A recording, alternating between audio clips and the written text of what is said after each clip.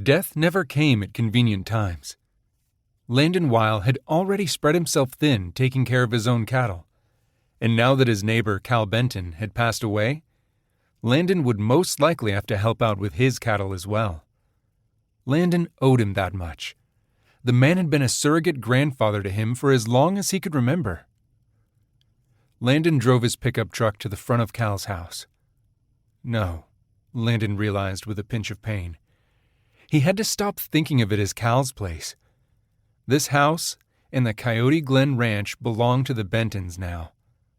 That would take some getting used to. Landon sat in the truck for a moment, going over what he needed to say to Jeff Benton, Cal's son. A few years ago, 2 of the Wiles wells had gone dry, effectively cutting their water by 1/3.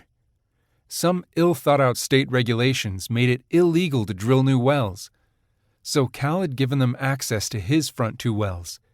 In exchange, the Wiles had baled his alfalfa for him all year. Hopefully, the Bentons would consent to some sort of an agreement regarding the wells. The Wiles needed that water. It felt almost wrong to talk business to people who were grieving. But matters needed to be settled. Landon pulled himself from his truck and strode toward the door.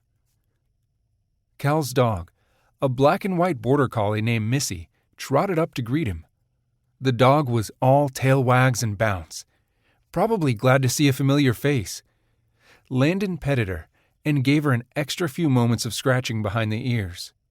The poor thing must have no idea where Cal had gone or why he hadn't come back. She used to follow him around like a shadow. Missy accompanied Landon across the porch to the doorstep.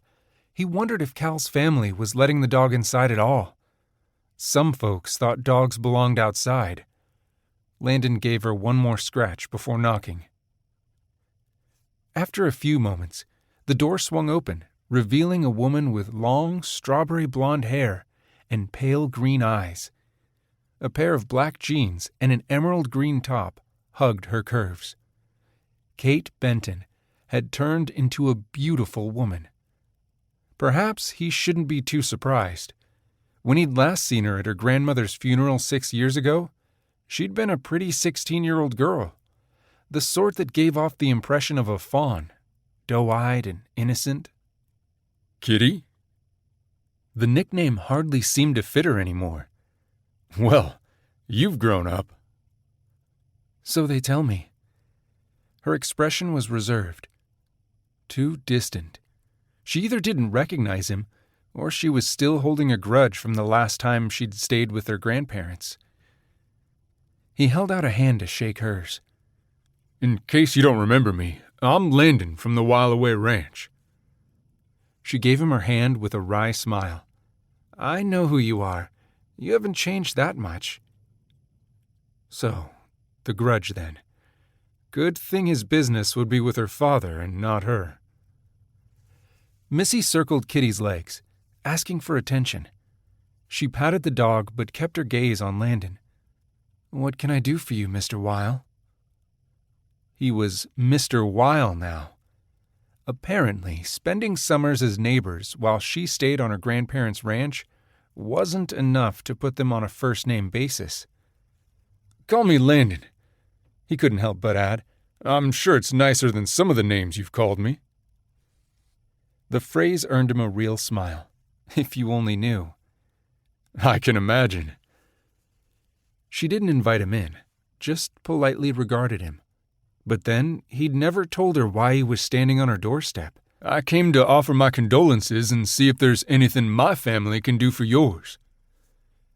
Her gaze flicked to his ring finger, probably wondering if he was volunteering a wife's help. Your family? My brother's a mean. He wasn't married. Too busy for that. Preston is a senior in high school. Dylan lives nearby. Dylan worked as a bank manager in Bisbee, something Landon only forgave him for because he came home on the weekends to do the While Away's books. And Jackson and his daughter live with me at the ranch. Kitty's eyebrows lifted. Jackson is married? to keep listening to this audiobook. I've left you a link in the description so you can do it at no cost thanks to Audible's 30-day free trial.